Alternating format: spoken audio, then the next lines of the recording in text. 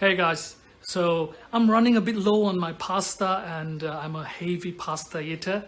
Plus also because a lot of my subscribers and even my friends have said that, hello, you're a very good Western chef. What are you doing with Desi cooking? So I'm like, okay, so I'm promoting my country's cooking, right? So, but anyways, right, just to satisfy all of you, I'm going to make pasta today, right? So basically pasta dough, I'm going to make that from scratch, and then after that make probably pappardelle, fettuccine, and also spaghetti. So let's check that.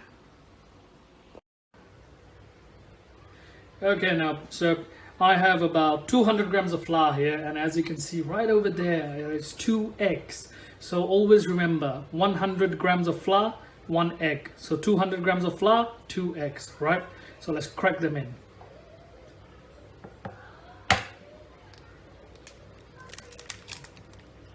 So there goes 1 and number 2.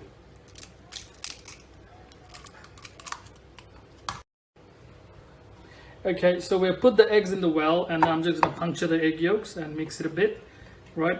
So as I'm mixing it, I'm going to bring in flours bit by bit and make sure that you don't mix it too fast, right? So just make a custard-like consistency, and once that's done, we'll go to the next step. 3, 2, 1. So as you can see, we have made a nice custardy mess over here, and now with your bare hands, just go in and mix all the flours in to that and make it into a dough, right? So if you are making rotis and chapatis at home, this step is pretty common to you. So you're just making the dough, you bring all the flours inside and fold them in and make them into a dough. Alright then, as you can see that we have made the dough. Now you can smooth out the dough or you can leave it rough like that, it's really up to you. Because it doesn't make a difference, because later on we are going to take this and put it through that machine, and we're going to roll it out into pasta sheets, and then we're going to cut it into pasta, so, right? But we are also going to make a pappardelle. So pappardelle is like fettuccine, but it's bigger and thicker. So I am still pressing the dough thoroughly, because I want the glutens to form, right? So as you can see that I'm pressing it like this. And then with my what's it called? With my wrist, right? I'm going in like that, and then I'm pushing it back, right? In, and then I'm going in again. So right now you will need a bit more flour just to keep everything smooth and to instead of sticking with your hands. So just go in there, right? Turn it around and keep on going like this until you see that it's been nice and stretchy, instead of it's tearing into pieces. As you can see, right, it's nice and stretchy and it's not cracking right now. But if you feel that your pasta dough is drying out a little bit, so just wet your hands a bit, right? So just take a bowl of water, wet your hands, and then go on again, right? So that keeps the pasta dough moist. We don't want it to dry out. Once it dries out, you'll start cracking, and then you will say that, oh, so now I can see that the dough is formed very nicely.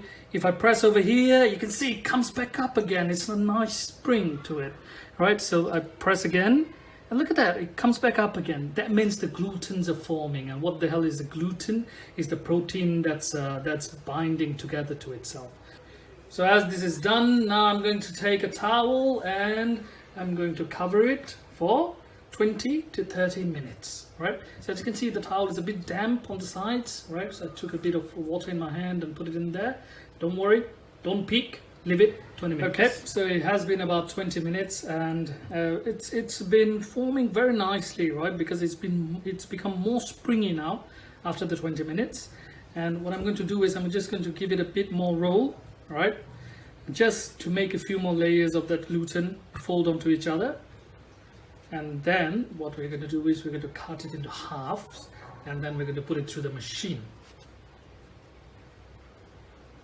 Alright, so I've made them into 2 small balls, right? So I'll keep one aside and I'll cover it with the towel later on, and then let's put this through the machine first. So I'm just going to flatten it out a little. And then on the settings of the machine, I'm going to put it at the highest setting, which is the biggest setting, right? So as you can see that the space over here, it gets smaller as I increase the number, and if I go to 0, then it's very big. So what I'm going to do is put this through, and I'm going to crank it in.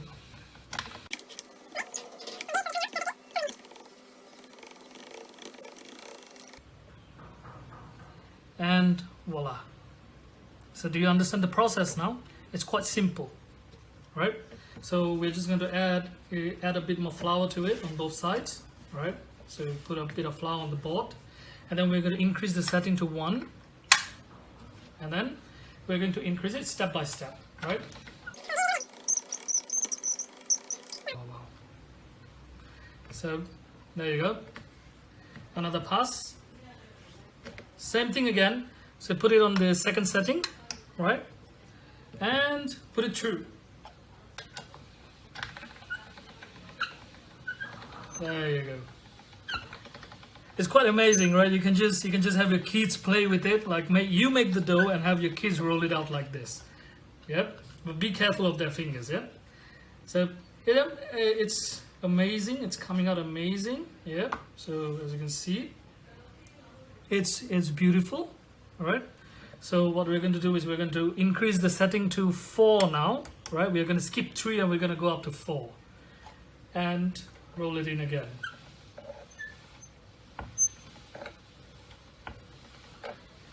So the more you let the dough rest, the faster you can go through with it. Sometimes if you don't let the dough rest, then it's not going to stretch, it's going to crack, and it's going to be a disaster after that. Right? So let's see. Right, there you go. So again, be careful, you need to add flour to it. If not, your dough will get sticky like this, right? So let me unstick that and we will be back. Okay, so I have been running it through number 4. Now I'm going to increase it to number 5, right? And then I'm going to put it in, right? And if you want your edges to be square like this, you can just take a knife and you can, square them out. So no worries, and you can roll the excess pieces into the other dough, right? So there we go, number 5.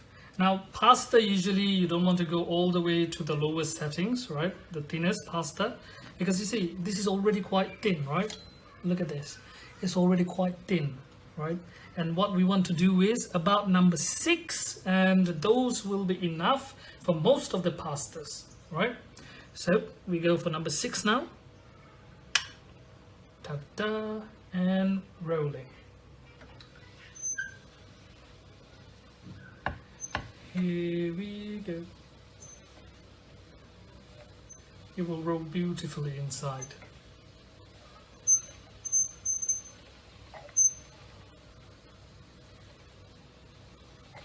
Okay, so that's done. So we have our first pasta sheet, right? So let's just fly it a bit so that it doesn't stick everywhere.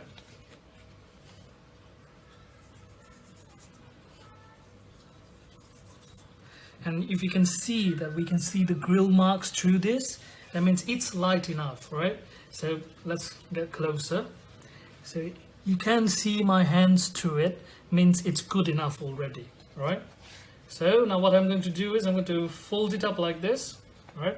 So let's move the big machine away, hunker clunk. So I'm putting it like that, and then I'm going to fold it nicely. There you go. What I'm going to do now is, if I wanted to make fettuccine, I would put it through this system.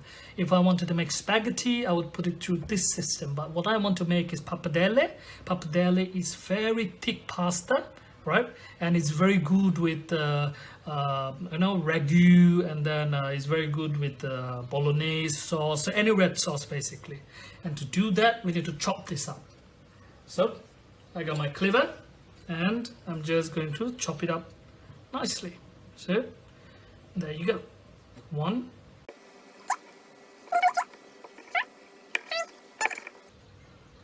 and then we open it up, and you'll see the importance of putting flour, right? So you open it up nicely, carefully, not to break it, and voila. See, open the second one up.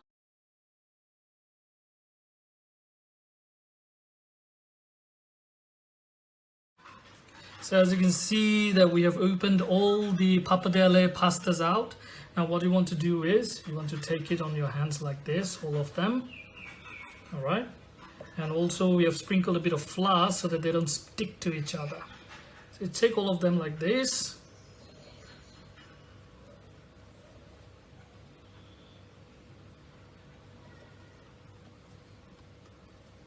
And then you put a bit more flour on them.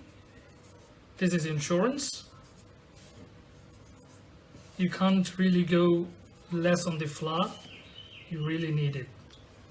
And what you do is you take 2 fingers like this, cross, okay, and then cross it like that.